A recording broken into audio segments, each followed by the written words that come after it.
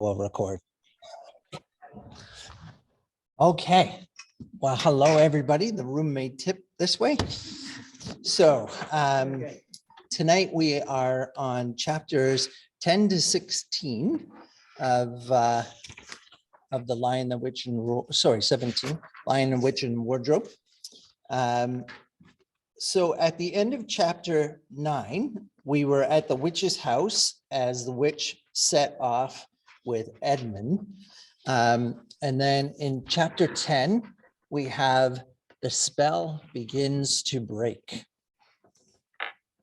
So kind of like we did last time, I have questions that I'm hoping is going to move us into some conversation. So this is your chance to be brave. I'm going to try and point the microphone at people as they speak, but I'll also try and do some repeating of the question. And I'm leaving my camera on this time, so it's not just a headless voice on the video. So as the action moves back to the Beaver's Dam and to the children and Mr. and Mrs. Beaver getting ready, we have kind of this comedic scene where Mrs. Beaver starts to calmly get things packed up, including thinking about her sewing machine. So what do you think is happening here? Aside from the comedic side of things, what does Mrs. Beaver's preparations indicate? She realizes this is a journey. Okay, yes, it's a journey. Good. Important ones, she doesn't want to forget anything. She wants to be prepared. When you use the word realizes, similar to rational, right? So my own thinking that this is the importance of reason over passion. So one of the books that Lewis really liked from the Renaissance medieval literature, I'm currently reading, called The Fairy Queen. And that's one of the virtues, is reason over passion. Passions can be dangerous, right? Because it shuts down the reason. It can move us into situations, cause us to violate the chivalry code, things like that. Even pity can be used to lead us astray by the forces of evil. So I think there might be a little bit of that going on here. That the emphasis is, even in this time of crisis, we don't want to lose our reason. That is a gift of God, and it should be applied.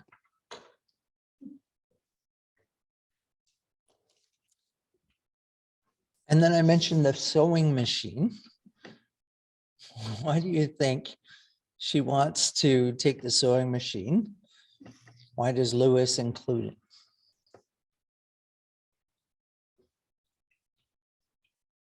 Does it bring her comfort, maybe? Yeah. You're on fire tonight. Yeah. Other thoughts? Takes place in a wardrobe. It takes place in wardrobe, yeah. Why not? So anything goes, okay.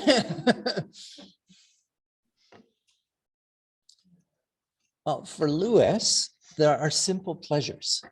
Pleasures are gifts of God, right? So Augustine, St. Augustine, saw pleasure very problematically. Pleasure itself was almost bad. Whereas for Lewis, kind of recaptures that, no, pleasures in and of themselves aren't bad. Pleasure, too much pleasure can be problematic.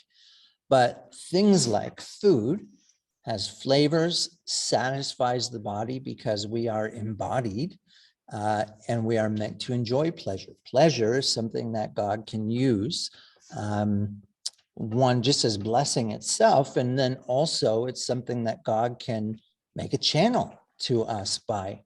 So I think that the sewing machine is just pointing to the simple pleasures, like Lewis and his pipe, going for a walk in the wood, or Mrs. Beaver and her sewing machine. Simple pleasures. So I think it's just a moment to kind of draw our eye. And again, remember that we talked about last week, he's pushing against the spirit of his day, which he saw as being under Saturn, which is kind of doleful, melancholy. The scientific age had kind of, in some ways, ruined things, demystified things. And this book in particular is all about Jove, moving from the Saturn, the winter, to this joyfulness. And so pleasure is a part of that. Sort of reminded me of Tolkien and the Hobbits, and he sort of Okay. pokes fun at the English people Yes. through the Hobbits in the Shire, but also recognizes their virtue Mhm. too. Yes. Yeah, there's something winsome about them. Yeah, And their 2 breakfasts. many little habits. And Carrying their extra pipes and leaf. Yes, good. Yeah. It's also like, this is one of her gifts. Maybe she has a gift of craftsmanship or whatever. and Mhm. She could be using this sewing machine to help others too. Like, it's just Yes, something she obviously valued, or she wouldn't be lugging it anywhere. that's right. Yeah. And she certainly can't countenance the idea of that witch messing with it, right? Fiddling with my machine. It's just too precious. So we have this journey into the wasteland, onto the stone table, away from the witch and the wolves that are coming. And then, the journey is the journey. There's the necessary things. The children get tired. They crawl into a little cave type thing, a place for beavers in bad times. And then they go to sleep. And when they wake in the morning, they hear the sound of sleigh bells. Lewis does a great job because the first time we meet the witch, the reindeer have sleigh bells on their reins. When she tells the dwarf to ready the sleigh in the chapter before, she says, use the reins without the bells so that they can't hear you coming. But it's a fairly castaway line, but it kind of comes home here. If you don't remember it, you may be apprehensive too. Are they about to be caught? So it creates some narrative tension. But it turns out to be Father Christmas. So talk a little bit about Father Christmas. What's his significance in this story? Or in this part of the story? Bless you. Well, it's indicative of the White Witch losing some of her power, obviously, because it was always winter and never Christmas. Right. Yeah, But yeah. now he's here. Yeah. So that witch could not keep us out forever. Keep me out forever. Good.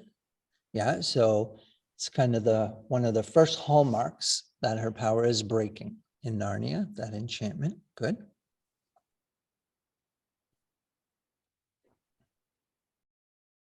Other thoughts?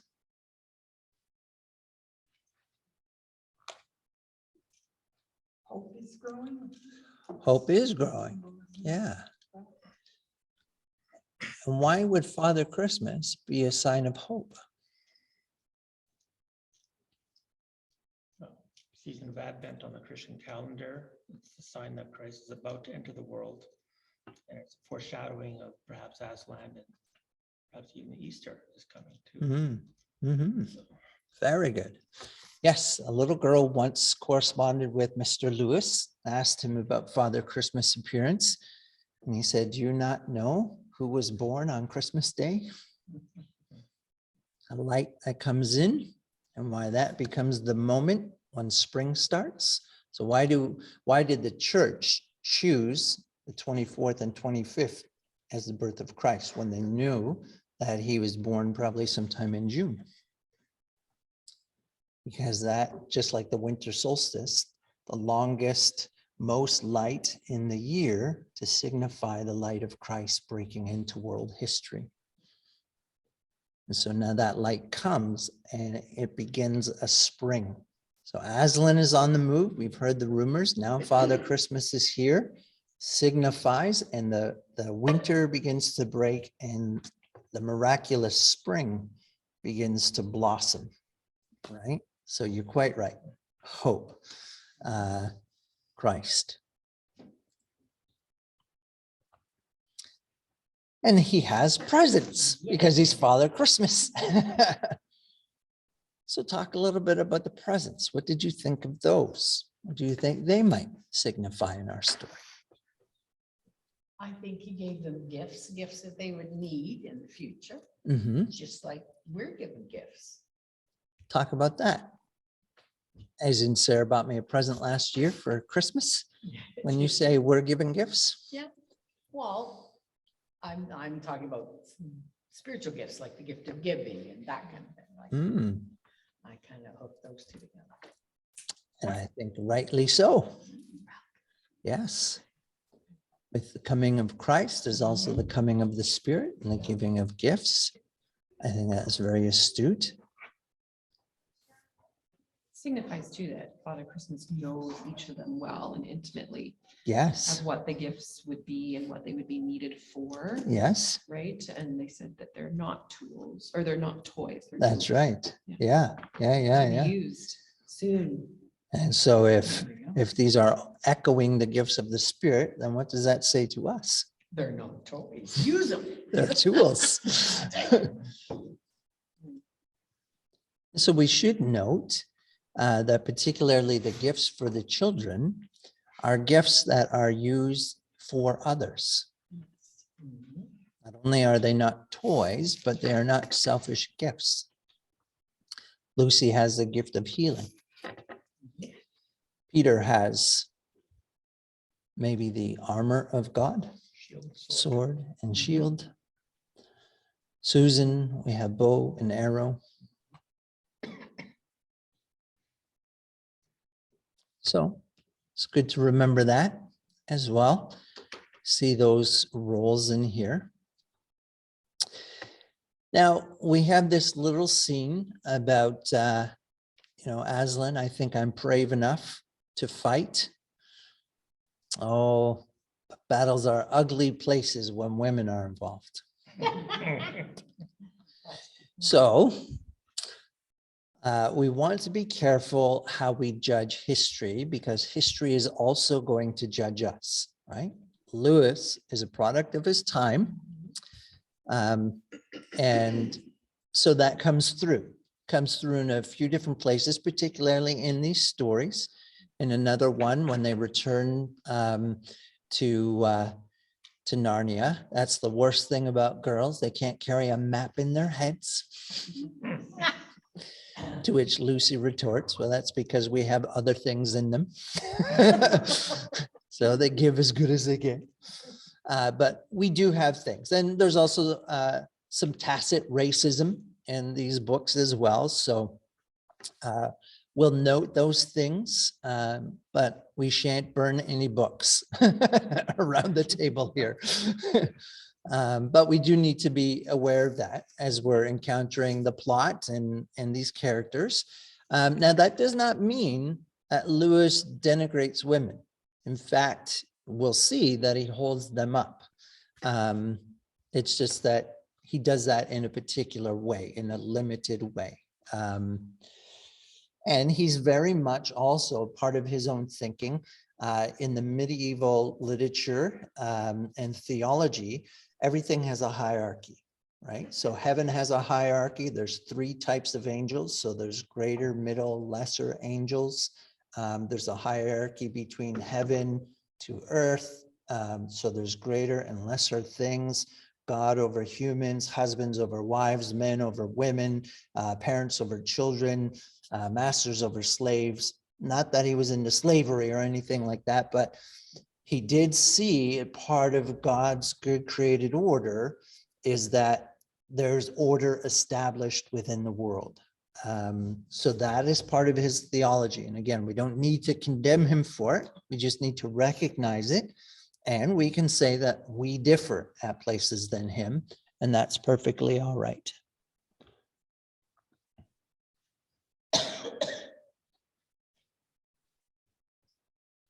And we got Carol back. Looks like she's having some trouble. Anyhow.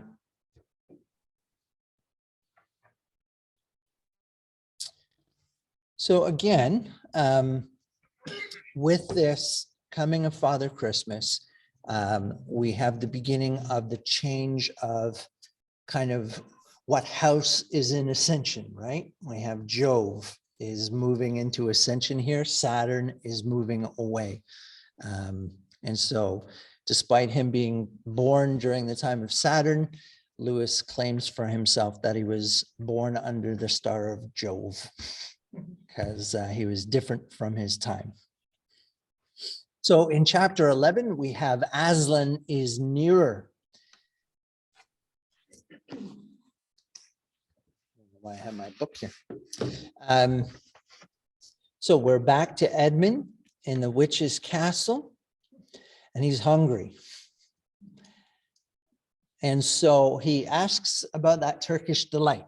Now, just to refresh your memory, he met the White Witch the first time he came into Narnia. He had some of her magical enchanted food. He was therefore enchanted by it. And that was part of the hook, the lure that brought him back. It's no coincidence that food is a part of the beginning of his betrayal, right?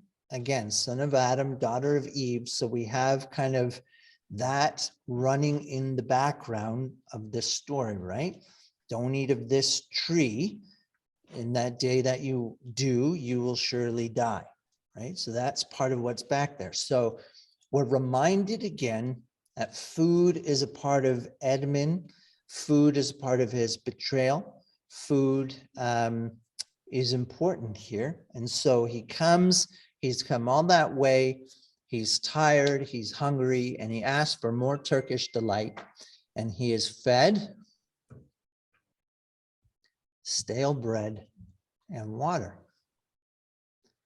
So if we have some echoes of the Genesis story with the tree of the knowledge of good and evil connected to Edmund in this enchanted food, what does the fact that he's given stale bread and water indicate to us?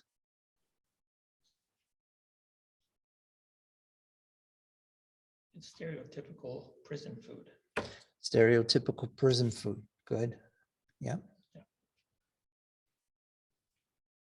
Other thoughts?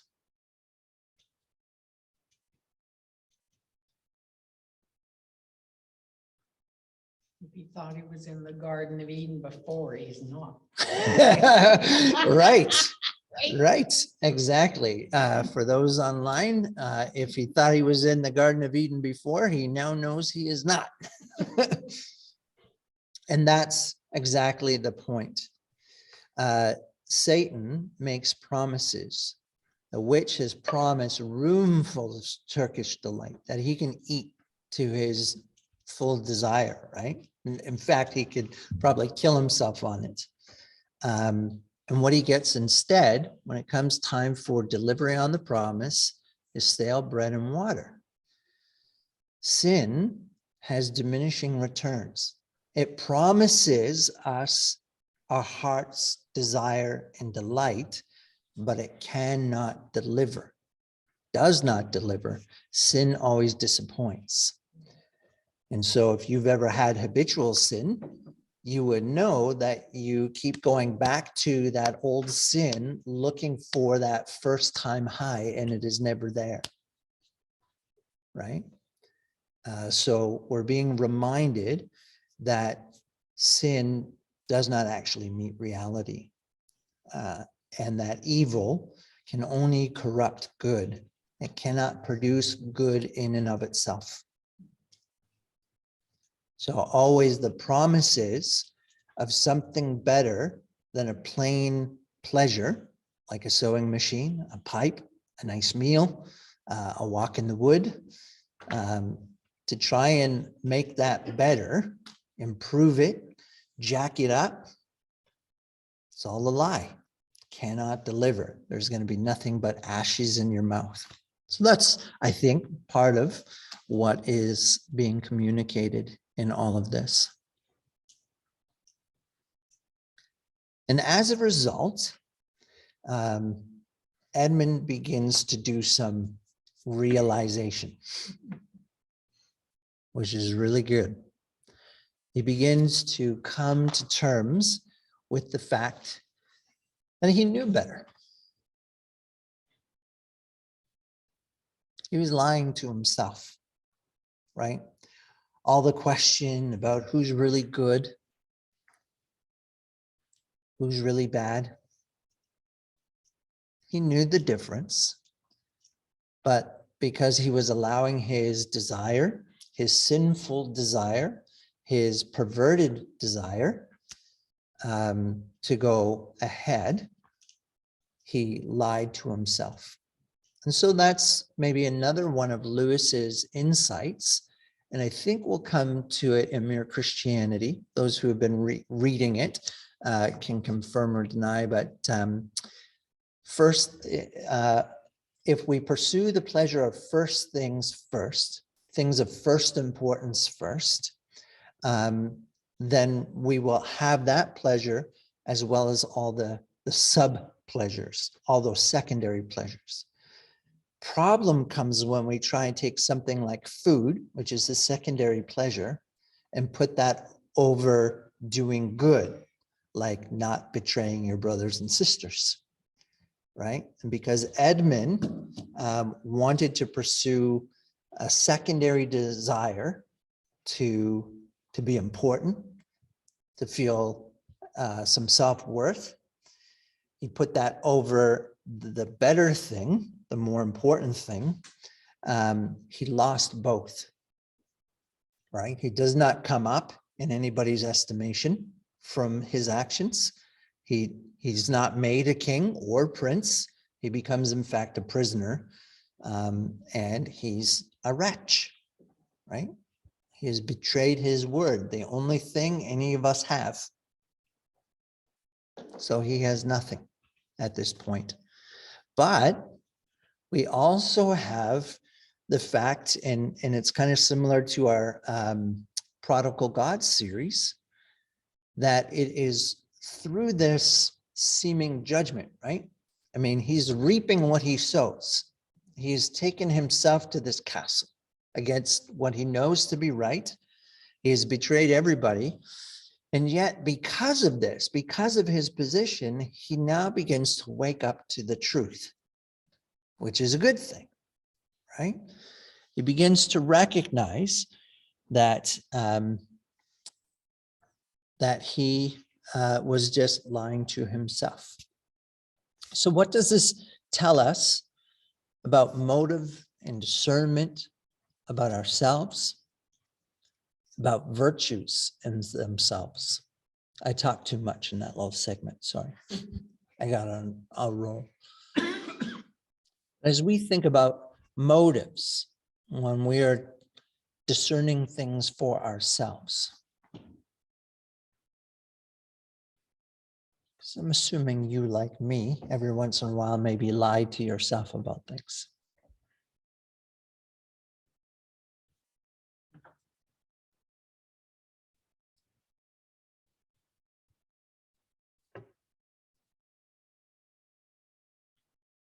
Pretty good at convincing ourselves of what we want to be true. Right. Why do we do that? Get fixed on that pleasure that we think is out there, or that what it Okay, is we want. okay, yeah, Self, right? We haven't died to self. right. You want your own advantage before. it's Want our own accepted. advantage, yeah, I think there's a level of comfort too, where you're comfortable yes, and you don't comfort and want to comfortable. dive too deeply into further growth. That's Okay. gonna take work. Yeah, yeah, yeah, right? And so you can kind of go, well, I'm comfortable here. yes, Versus going, well, actually, I'm lying to myself. I really need to take those next 3 steps right, right, forward. yeah. But you can convince yourself that it's a good thing. It yes, is good. yeah, But could it be better? Could it be more obedient by taking those next steps? right, right. And maybe sometimes even we use religious jargon. I mean, I really knew this was the will of God for my life because I just had such a peace about it. Oh, goodness. God told me I'm gonna marry you. Did you go to Bible college? That was not the line I used on Sarah. by the Oh, way. well, that's good. Or she used on me since she's not here to defend herself. So, yeah. So we should be aware of our motives, which kind of brings us to virtue. What virtue or virtues might we need to apply to ourselves in those moments, or even as a community?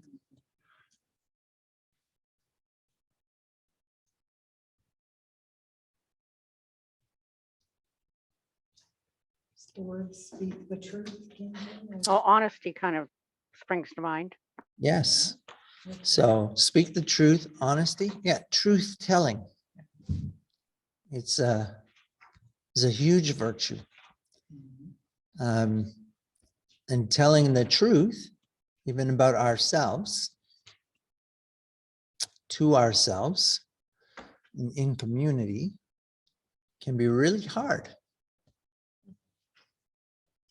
I think bravery as well. Yes. 'Cause I think fear gets in the way of so many things. Yes. And Yeah. so to be brave enough to be uncomfortable and approach or reflect or Yes. make adjustments, Yes. Courage. courage. Yeah. Good.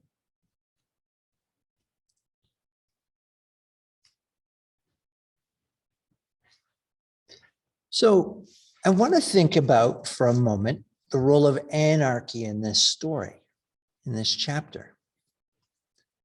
You see the anarchy? Or where do you see the anarchy? Do you understand what I mean by anarchy? Or I was just going to say, can you define the word anarchy, please? well, I could. So anarchy is in some ways lack of government, lack of order, right? Taking the established order and blowing it up. So the Christmas celebrations in the Queen's mind, those the Christmas celebrations, the squirrels having the dinner would be anarchy. So the little animals having their Christmas dinner around their little table as she sledges by, Given by, the Queen sees as anarchy. What did you say? but the banquet was provided by. Provided by, yeah, Father Father Christmas. Yeah. Yeah, And he would yell to anarchy. So that's really important for us to understand. This was a point that Rowan Williams, former Archbishop of Canterbury, makes. And here it actually echoes G.K. Chesterton's The Man Who Was Thursday. Big stream of anarchy in there, in that when we back the lens up on the Christian story, what we have is an invasion. Jesus is an anarchist. Aslan is an anarchist. There is an established government, an established order. Now, not everybody is under it willingly. Not everybody benefits from it, but it is orderly for sure, or else. And as Aslan comes, as Jesus comes, that order is subverted. It's turned on its head. It's broken, right? If we were to look into our gospel stories, the dead are raised, right? There's a certain order to things. When people die, they stay dead. The dead are raised. For the most part, when people get sick, they continue to be sick. The sick are healed, right? So anarchy occurs. So again, it's important to note here, just like Aslan is not a tame lion, he's good, but he's not safe. And so we see that in play even before we ever meet Aslan. We also begin to see the difference in power.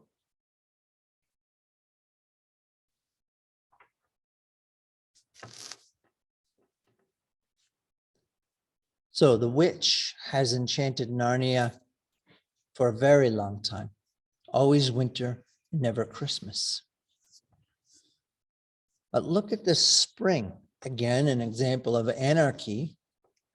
It's almost within moments that we go as the story is being told. Maybe it's over the course of hours, but we go from a full freeze to wetness, dampness in the air, to fog, to green grass, to blue skies, to crocuses coming up and buds and leaves being put out on trees. I mean, not only is this the beginning of spring, but spring almost instantaneously comes so that that winter is as if it had never been. So let's talk about that for a second. What do you think Lewis is trying to convey in this? New life. Spring is New life. Winter, everything is dead. So maybe Okay, you were dead in your sin and now you have new life. right. You're absolutely right.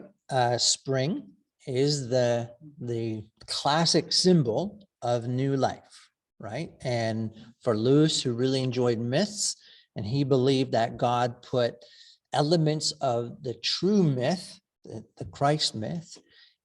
So he uses the word myth not to mean a false story, but myth in the sense of the organizing story, the story that gives us meaning, which is a true story, particularly in Christ. It's historical, but that the Christ mythos is found within every myth in history on earth. And so in all these myths, you have the God who dies, right? The God of harvest who dies and goes to winter, and then spring, he comes back to life, right? So we have that cycle in the myths. For Lewis, who kind of came to Christianity through that door, he says that's really important because when we encounter the real thing, it's familiar to us. That's another thing. Remember, I said he wrote that piece on writing for children. That's another thing that he said about writing for children. He wanted enough gospel in his stories so that in reading these books, someday when they grow up and they go to church, they sit in a Sunday sermon, they will have had enough background that when they hear the gospel, they will recognize it as true, as good, and as desirable. So in some ways, this is not just an allegory. It's different enough from the real thing because he doesn't want to conflate the two. He doesn't want to say this is the gospel retold with animals. There's similarities, but it's not the exact same because they are distinct. They're related, but distinct. The chapter ends with an underlining of the difference this time round. The speed with which winter gives way. Mhm. The dwarf at the end here, this is no thaw. This is spring, capital S, spring, and it's italicized in my book. I don't know if the original manuscript did that.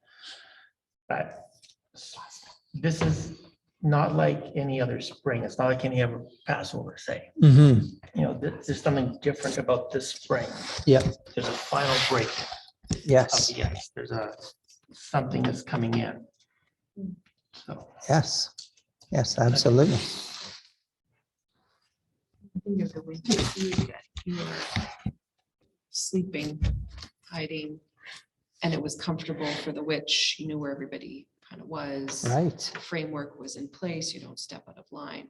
Spring feels chaotic, anarchist. You don't know what's gonna happen, you know, or things are gonna fly or go, but there's such opportunity Right. and people wake up Yes. and come to life and see new opportunities, Right. which is hopeful Yeah. too. So again, if Lewis is talking about the need for his own age to move out from under Saturn and under Jove, he may be trying to wake people up, right? And again, remember this book is miracles retold, right? So he is making an argument in here. He is trying to be persuasive with his speech. Just looks a little different. And we always tend to, as humans, tend to love compartmentalizing, organizing, staying in your lane. Yeah. And that feels really uncomfortable and chaotic for people to think that not to do that, to Yes. be curious, Yes. to open up the box, if you will, and let things in that, oh, that's not what we do. Right. Yeah. Yeah. Kind of, that brings hope to me to go, God is at work. Let's not stay in these structures that we've built for Right. ourselves. Yes. Again and again. Which can be really challenging, disembedding. Hmm. Yeah. Causes disorientation. Good. Which is maybe why the witch threatens to murder anybody that says the name Aslan again. That's significant. Names are important, especially biblically. There's a certain sense, especially her as a witch, of invocation, right? His power is already at play. She knows it. The children don't know it. Beavers don't know it, but she knows it. This is Aslan. She indicates to us, and she also knows who has the greater power. She does not want him invoked. Well, when we go to chapter 12, we have Peter's first battle.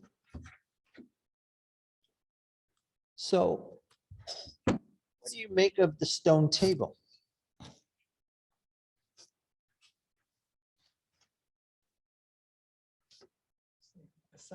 Altar or a sacrifice. An altar, a sacrificial place, okay. Does it seem odd to you then that Aslan is at the stone table?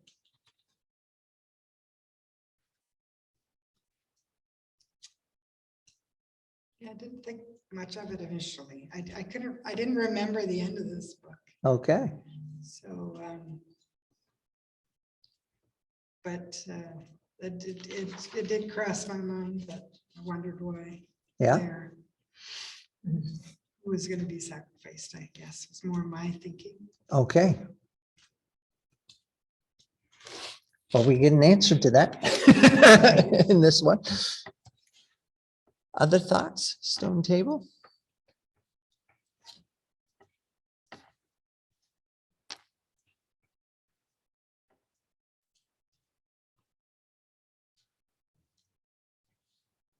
Anybody find the description of it? Read it to us. Very middle of this open hilltop was the stone table. There was a grim slab of gray stone supported on 4 upright stones.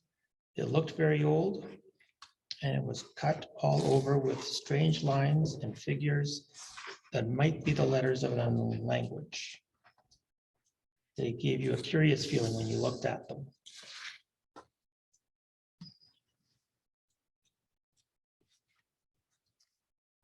So, stone table in our allegorical perspective is likely the law of Moses written on tablets of stone, right?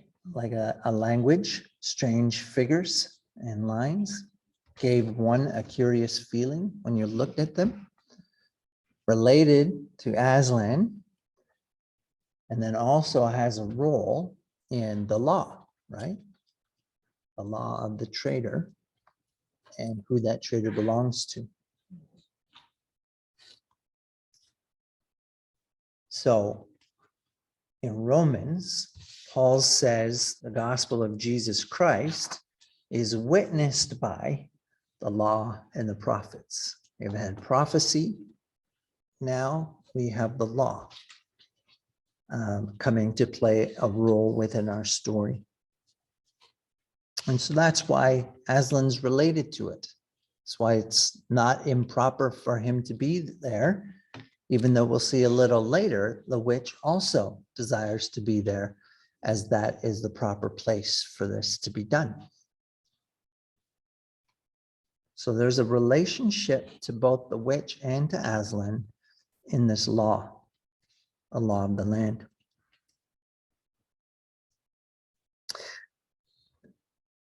Now, Aslan is described in this because we're meeting him for the first time. And I don't know if you had the sensation the children did when they heard his name, like spring. Spring is now sprung.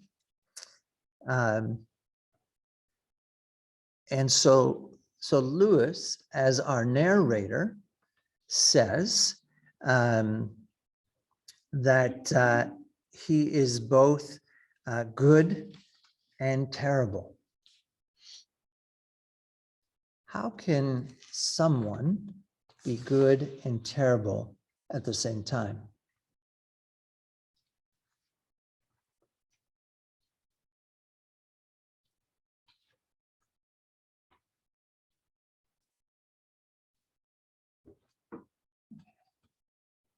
If you don't use those terms as moral terms. Okay, but can as you unpack functional that a terms. little bit? But as functional terms. Functional terms, okay. So, a vehicle that works well is a good vehicle. It functions well. Mhm. But if that vehicle is used for ill purposes, that's what I mean. Okay. Terrible. A leader that has to do what has to be done. Mhm. In our world now, the bank has to raise its interest rates to tame inflation. Well, that's not a good thing to do, but it is the right thing to do. Mhm. So if you kind of demoralize the terms, Okay, good, good. so Thank you. a possibility. Yeah. Yeah. Absolutely.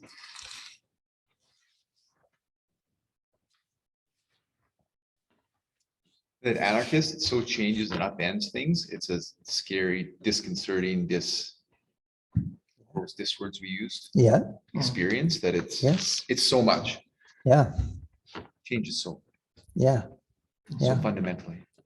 yes, yes. Reminded me a little bit of Romans 11. You all remember Romans 9 to 11 section of the book, where Paul really kind of drills down. Again, we have language of Moses when he says, I could wish that I would be cursed on behalf of my kinsmen according to the flesh. They have a zeal for God, but without knowledge. And then there's some warning to the Gentile Christians that are being written to and are listening in on this section. Look at what God does.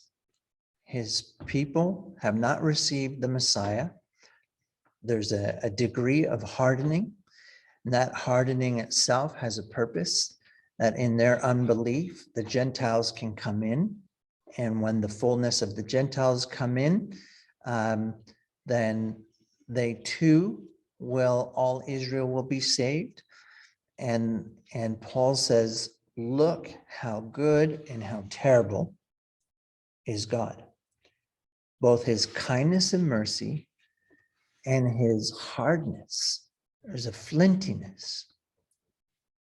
God is not a pushover. And so I think there's some of that going on here as well. He's good. So there is a softness. There is forgiving. There's an openness. But he's not to be trifled with, right? So it's kind of like the fear of God. Fear, talk about that. Usually we say the fear of God is the love of God. To love God is to fear God. I'm always reminded, Victor Shepherd says that's 98% true. 98% of the fear of God is the love of God. The other 2% is just real fear. And it keeps the other 98% honest. Right? I mean, I don't know if you can visualize it, but someday we will stand before the judgment seat of God. Right? Who knows us? I mean, we are just standing there exposed, everything.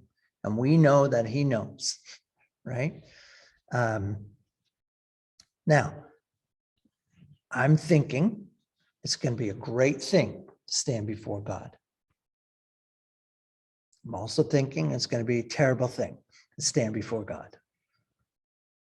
At least for a second.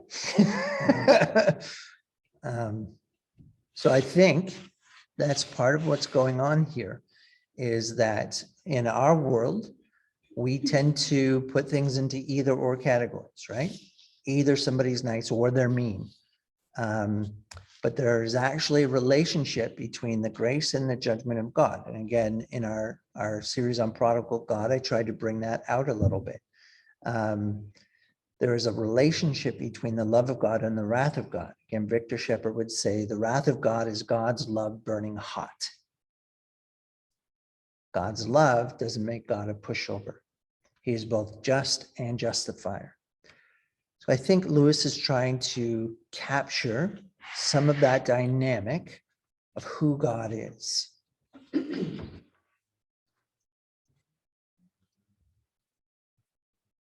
And we start to see it in play. So kind of like God in the garden says to Adam, "Where are you? I can't seem to find you. You're not where I left you."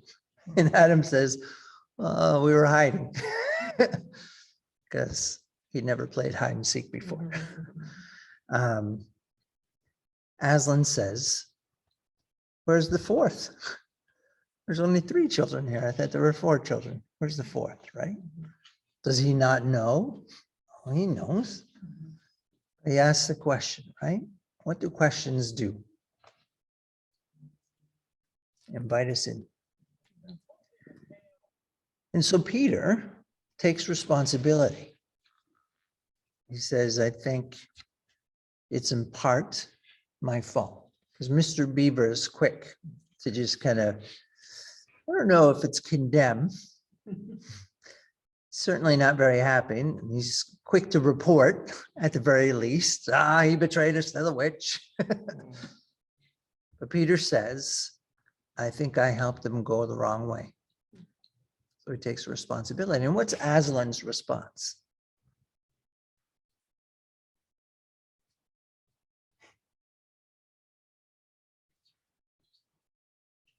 He said nothing, Yeah. either to excuse Peter or to blame him, but merely stood looking at him with his great unchanging eyes. What's going on in this scene? It seemed to all of them that there was nothing to be said. Okay, let's tease that out a little bit. What's this scene about?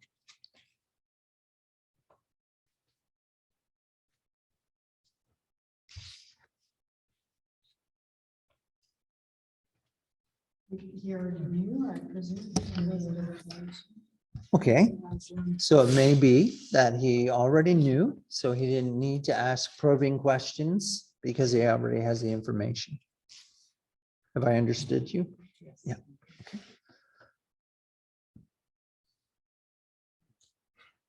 I can see it in Bob. He's got it. Well, I just have this, there's no condemnation right away, so like he's not condemning him, like, Edmund did something wrong, definitely did it wrong, but piling on him isn't probably gonna be the right way to handle that, so. Okay, so you're seeing Aslan's silence as relating to Edmund rather than Peter. Okay.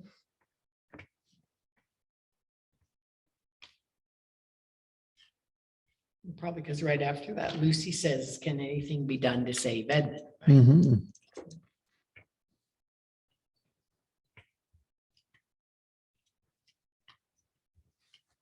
Lucy notices a sadness on Aslan's face that crosses. Yes, yes, in response to him saying all things will be done, is that right? Yes. So we can get there. I just don't want to lose this for a second.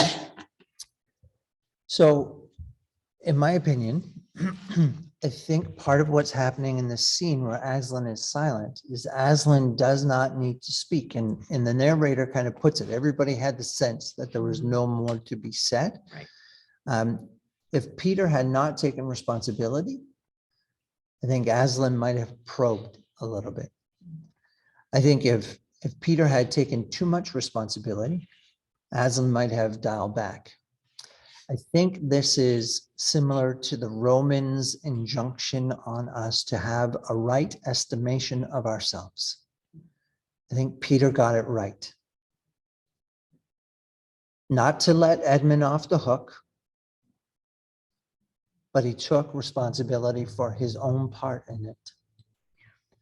And again, if Peter is going to wield the sword, which is the sword of the word of God. So the sword is the sword of the Spirit. The Spirit is the word of God. And Peter must speak true.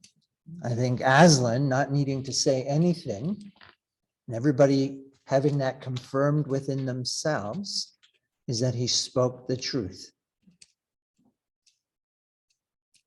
So again, I think Lewis wants to show us what is good character. Does it look to be righteous, right? Would have been really easy for Peter to remain silent, to hide behind Edmund to some degree. But he does the chivalrous thing. He lives by his knightly code. He takes responsibility for his part in it. And he has an opportunity to help rectify it as well, which is a great thing.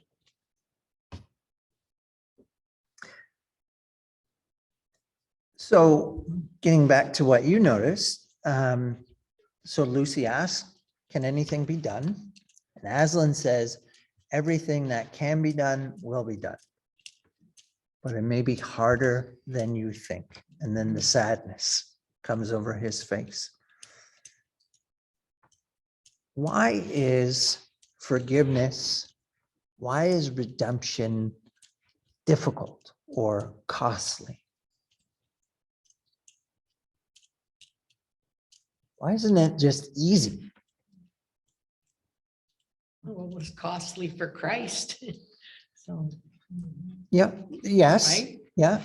So that just backs the question up. Why? Like, why was it costly for him? Christ? Like, why couldn't God have just said, don't worry about it, guys? Right? I mean, that's kind of what we do, right? We don't really use in our contemporary culture. When Sarah and I kind of natter at each other, and we might later say, oh, sorry about that. No, don't worry about it. We haven't used the language of, forgive me, my darling, please forgive me. And I do forgive you. Yeah. Nobody has to die. Nobody had to be whipped or whip themselves to get that. And yet biblically, there seems to be some necessity. I mean, the word redemption itself is to buy somebody back out of slavery. So there's a price to be paid. There's a price to be paid, but again, it's the why that we want to get at a little bit. There's a reverence that comes with it. This Reverence. is very significant. It's important. Mhm. And if it was so easy, we would think, oh, there's nothing to it. It's just, Okay. This is how it's done. So in some ways, it's about us, what we value, things that cost us nothing, we treat With less value. with less value, with a little care. Okay. And it's about who God is, because Who God he's is. just and he demands payment. Okay. You know, we've gone against his laws, we broke his laws. You can't, he's not just gonna say, forget it. Is then he's not being just. Like, Mhm. he's got to be true to himself. Well, and I think that right there, he's got to be true to himself, I think is a really important insight, because when we think about laws as just a moral code that's kind of set out, he made these rules, you didn't come up to the line, now you got, somebody's got to die, right? That may be a problematic way to look at it. But if we understand even the law itself as a reflection of the very character of God, it begins to change the picture. Why is this right and the other wrong? Who says, who determines that, and how is it determined? If the stone table is the law, then God himself has determined it, and is not arbitrary, but is a reflection of who he is.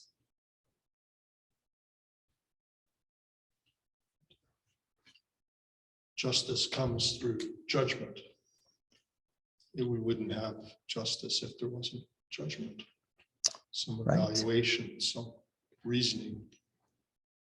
We wouldn't have any order. Well, and when we talk about Anarchy. order, we talked about last week creation, right? Moving from chaos to order. And that in some way we can know God because God is orderly, he is rational, he is knowable as a result. So in a little while, the deep magic from the dawn of time, Susan will say that we have to, can we just ignore this law? Can we not work against that? Aslan looks at her and says, work against the emperor's own magic?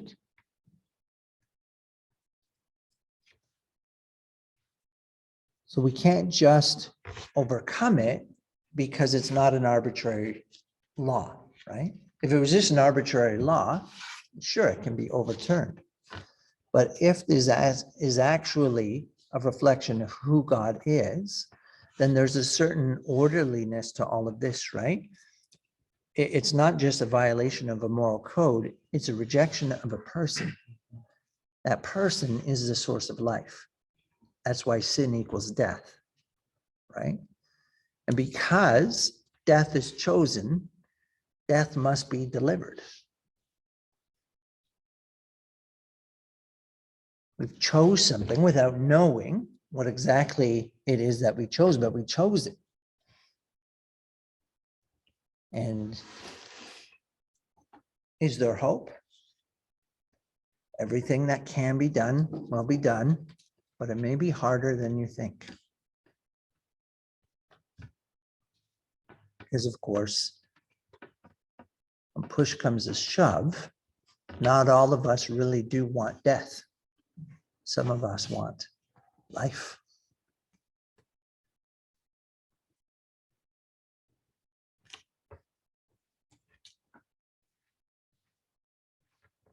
Well, let's move on from that and ask the question, why is Peter thrust into battle by himself? I mean, there seemed to be a lot of armed people around that maybe could have helped Susan at that point. But Aslan says, back, allow the prince to earn his spurs.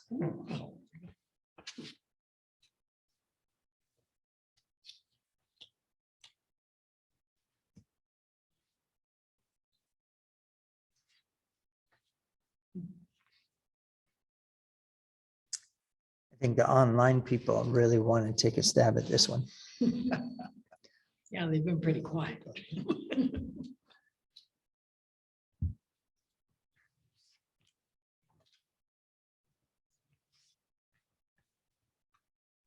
Well, the first thing that leapt into my mind is he needs to learn his own skill level.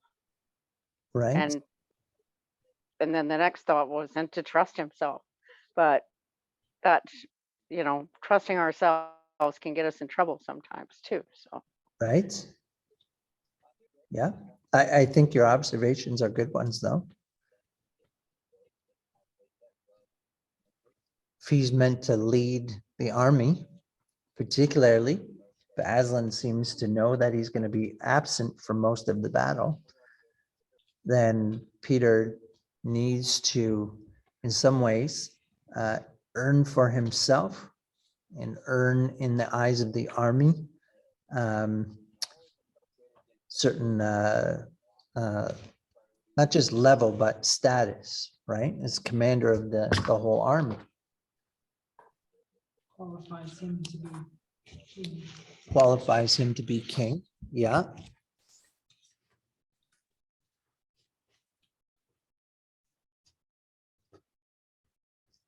And even just us personally, it's a battle, right? And each of us, again, going back to Romans, each of us will stand before God and give an account ourselves. So there is definitely a corporateness to the Christian life, and yet there's also a personalness to the Christian life, that we can't just go around with the crowd. There's also, in terms of life together, there's also solitude, the day apart, and we need to do battle, and we can do battle. We have been equipped for battle, right? Each of us have been given the armor of God, sword of the Spirit, shield of truth. Faith building for sure. Encourages you and gives you that fortitude. Yep, you can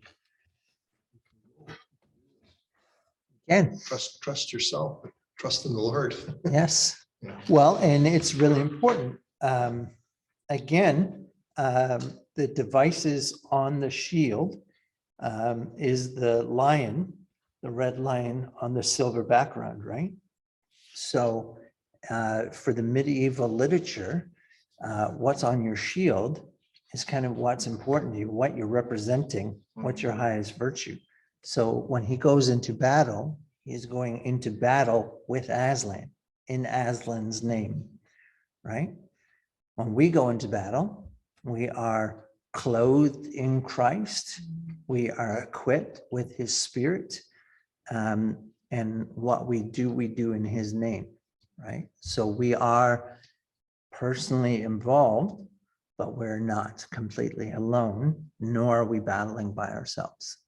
That's right. Peter's sense of being sick but able to be brave is a reflection of Lewis's own personal experience when he was a soldier in World War I. He talks about it in a few different places. Here, certainly, he does talk about it in other places. I think it might be in Mere Christianity, where he talks about the experience of young soldiers,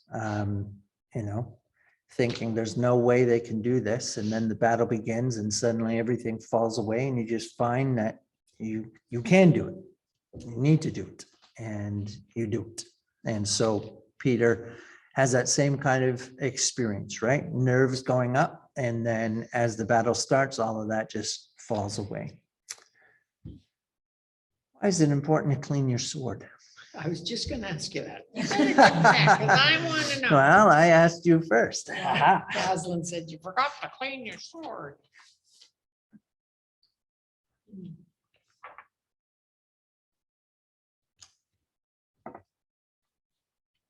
Takes away the memory of what you did. Okay. Now it's been wiped clean. Okay.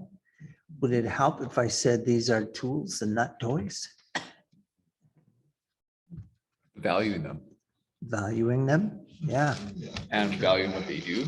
yeah. If you know you're gonna have to battle with the sword, you're gonna make sure it's sharp and will pull out of the sheath when you need it to, and Yes, the gun will fire. yes. So taking care of it, again, not taking for granted the gifts that we have been given, maintaining them is a part of our ongoing responsibility.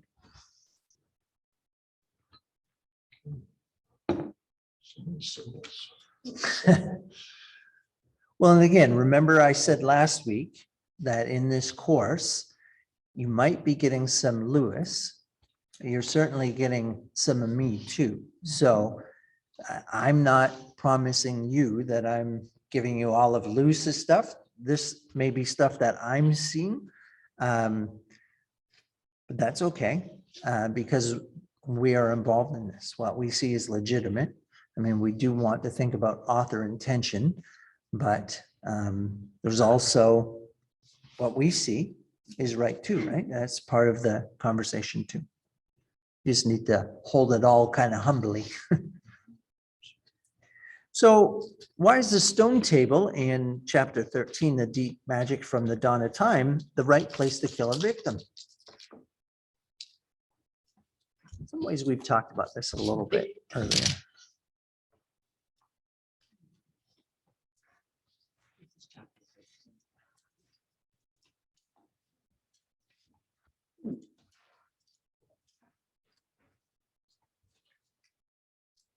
So the witch decides that she needs to kill Edmund.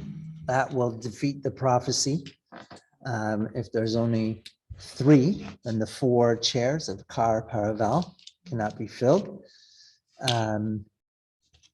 She would really rather murder this kid on the stone table. That's the right place for it to be done.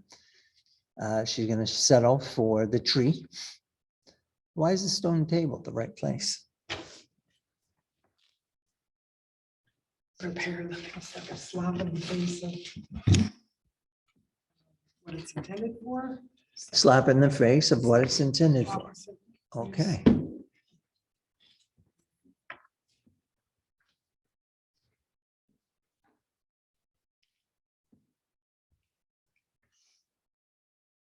So evil's trying to overcome good. Evil overcoming good. But is it good? She is killing, and we see a little later in the chapter that Aslan agrees that the law says, the stone table itself says that for his betrayal, because he is a traitor, he deserves death. It's a righteous death. Which is why Mr. Beaver can say, oh, is that how you fancy yourself a queen because you're the emperor's hangman? So there seems to be some function in her killing him that is in accordance with the emperor over the sea and the magic that he's written into Narnia. Aslan cannot deny it, cannot argue it, and as he says to Susan, certainly cannot overturn it because it's the emperor's own magic that is written there. So this is not her unrighteously doing something. This is her maybe for the first time seeking to righteously do something.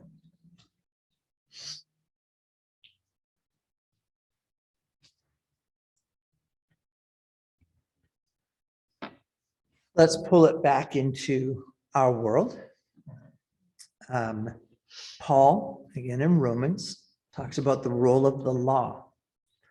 The law desired to give us life, but failed to do so. All that came from the law was death, not because of the law was bad. No, the law is holy, righteous, and good. Right? We agree with the law when it says, do not steal, do not covet, do not commit adultery. Part of us agrees with the law, but then at the same moment that we agree with the law, we cannot do it. I want to do what it says, but I practice what it says I shouldn't practice. And I don't practice what it says I should practice. Woe is me, who will deliver me from this body of death? Right? Jesus dies in our place.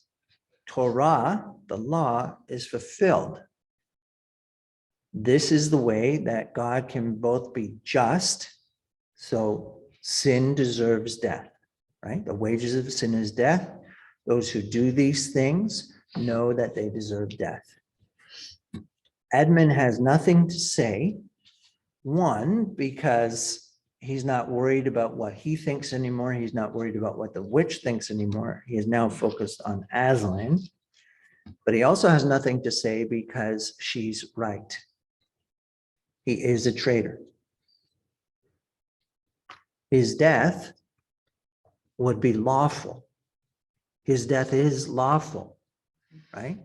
You commit treason in Canada, there's still a death penalty for that.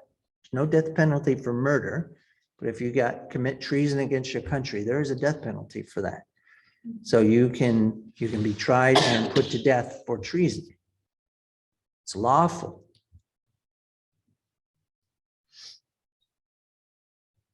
Because not keeping the covenant that you have agreed to, which Israel did, leads to death, right? That's what Moses says. If you do this, hear me, O Israel, today. If you follow this, if you do it, if you make God your God, if you're obedient to him, if you keep this covenant, then he will bless you. You will be in the land. You will prosper. You will have children. You will be safe. Your enemies won't be able to touch you. And you'll have this lovely thing.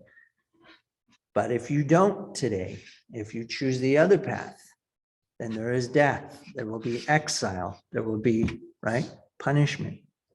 End of the law is death. Not because there's something wrong with the law. There's something wrong with us. And not even us.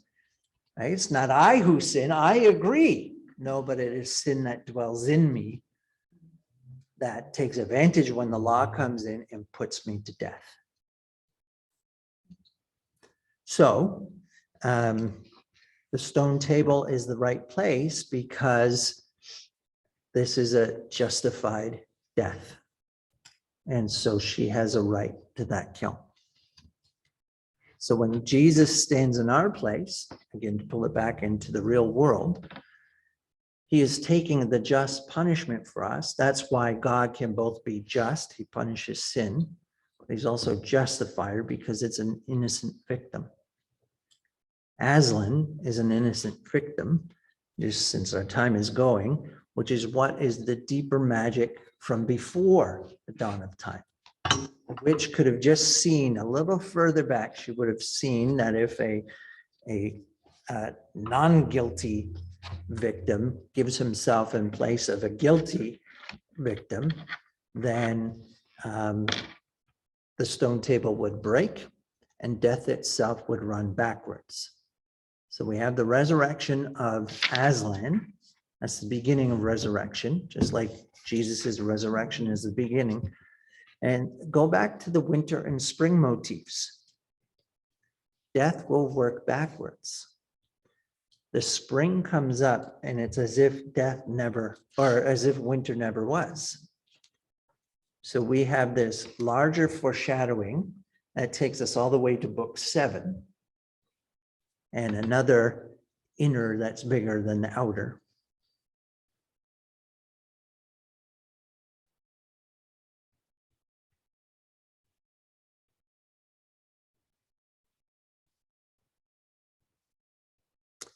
It's also the reason why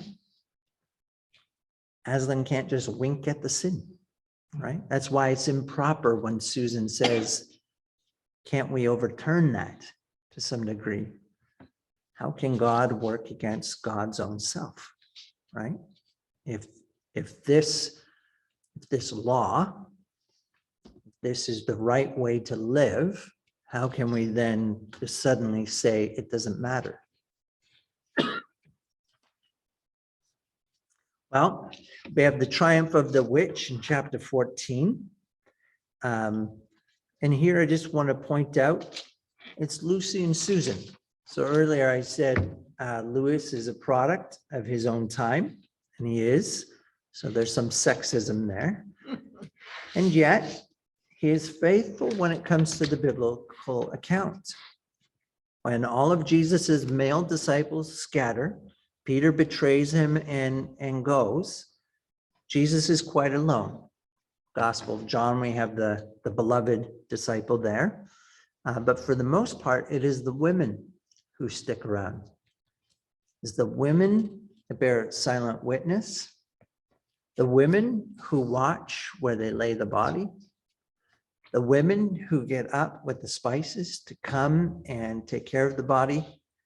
the women who ask where the body has gone, the women who encounter Jesus, although he's unseen, the women who are commissioned with the good news of the resurrection of Jesus, the women who are the first apostles to the apostles with this good news.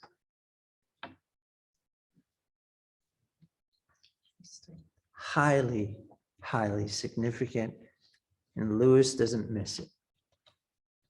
Lucy and Susan bear witness to the whole thing, except for the moment of the actual kill.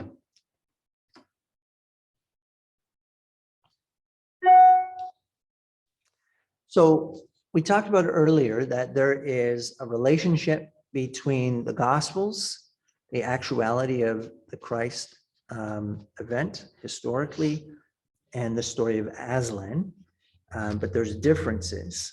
So how do they differ, the death of Aslan and the death of Jesus? What do you see as some of the same themes? What do you see as some of the things that differ?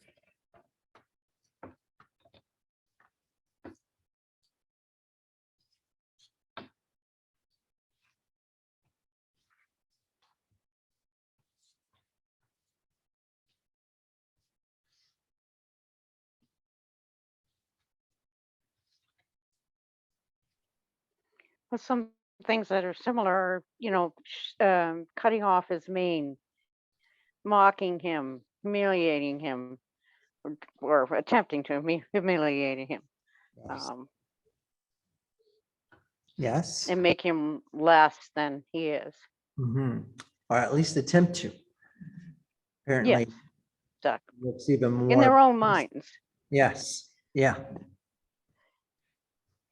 In the witch's case, she still muzzles him. Caesar Yes. doesn't do anything to try and, doesn't feel any threat or need to protect, right. So Pilate, yeah, or sorry, yeah, Pilate. yeah. Okay. Yeah.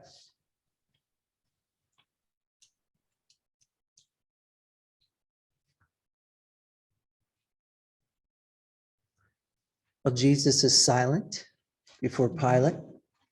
There comes a point where he just stops talking. He's given himself over to the event. Aslan, like Jesus, has determined to pay the price, and he goes willingly, and yet there's some reluctance, right?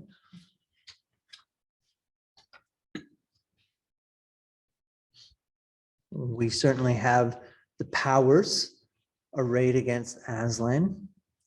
So in some ways, Lewis makes kind of visible the invisible nature, the spiritual dimension of what happens. There's an instantaneous kill versus more of a drawn out, although Jesus's own crucifixion was much quicker than a typical crucifixion. Yeah. But we don't want to dwell too much on that.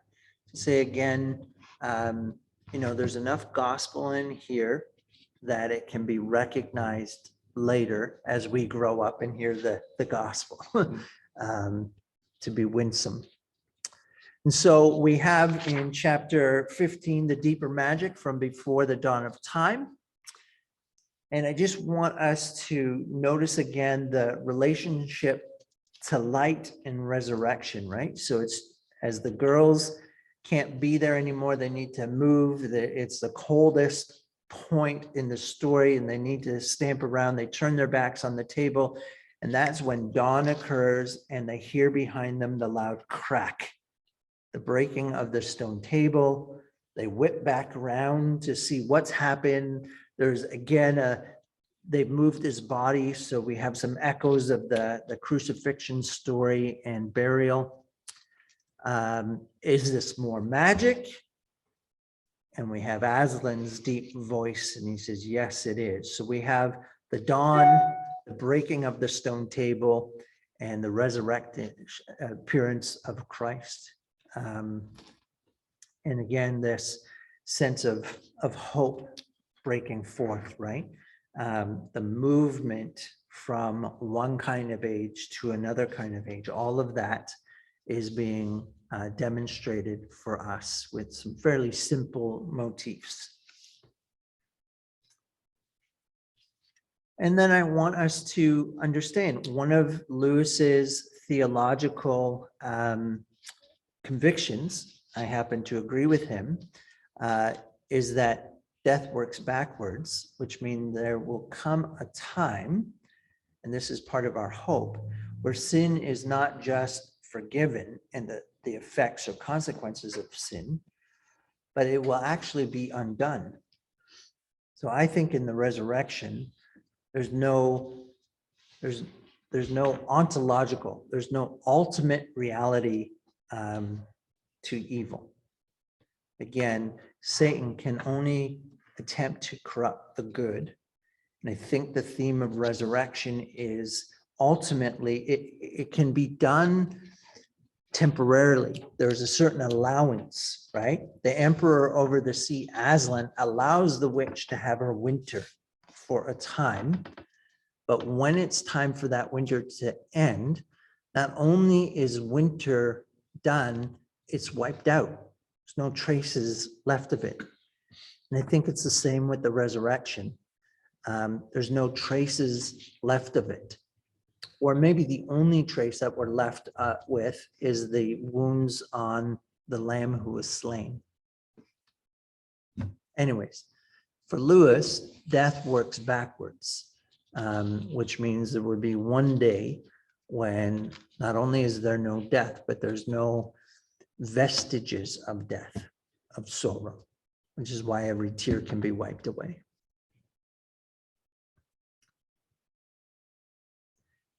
And so there's playtime, and the girls are not hungry or tired or any of that as a result. And I'm just seeing our time is up. It's 8:30. We didn't do too bad. Chapter 16, a couple of things there in our Gospels. We have the breathing of the Spirit in the Gospel of John. So Jesus breathes on the disciples. They receive the Spirit. In the Gospel of Luke, Acts, we have the pouring out of the Spirit on the church. So I think he's using the Johannine tradition of gospel. And that's also the harrowing of hell, right? One of the medieval theological convictions was that when Jesus descends to the dead, he descends to Hades, the place of the dead, and he has the keys to the kingdom. He opens it up and he releases the captives. So in Ephesians, he leads the captives out, is part of that image. And so what we have is Lewis bringing that in, the harrowing of hell, which is why the jump is so high over the wall, because it's supposed to be that the place of the dead is supposed to be impassable. You can get in, but you can't get out, kind of thing. And what we have is him just clearing the castle of all the stones comes to life. And again, that's death working backwards. And then notice that there's not much of a battle.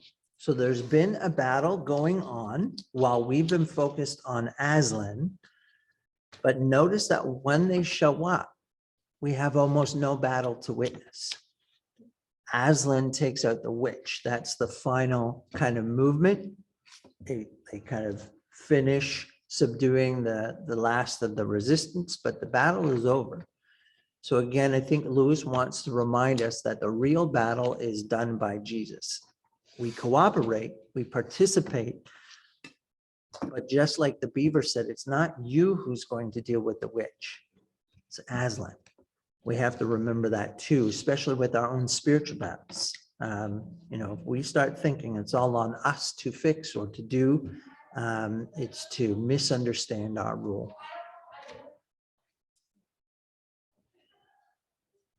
All right. Well, thank you, everyone. I'm going to pray really quick for us, and then we'll go. Father, we thank you for this story and the way it reminds us of your gospel, reminds us of what we are called to be and to do. Help us to be your image bearers in our own worlds, in our own stories, carrying the armor of God, putting that on, and in your name, doing battle in our day-to-day moments and movements. Pray this all in Jesus' name. Amen. Amen. One final thing to note, I use the image of God language very intentionally there, because we should notice that it is the human beings, sons of Adam, daughters of Eve, that are the true rulers of Narnia. And that is because that is part of the role as image bearers, right? That's our role here as well. When we are made in the image of God, we have been made stewards or kings and queens over the whole creation. And so that same vocation moves into Narnia as well. That's why the queen pretended that she was human. Thank you, online folk. Have a good night. We should talk about next week. I'm at a conference in Saskatoon on Wednesday, so I think I'll do it Thursday night. Do the Lewis class next week. So I will send that out in an email, just as a reminder. Okay. Thank you. Good night. Okay, thanks.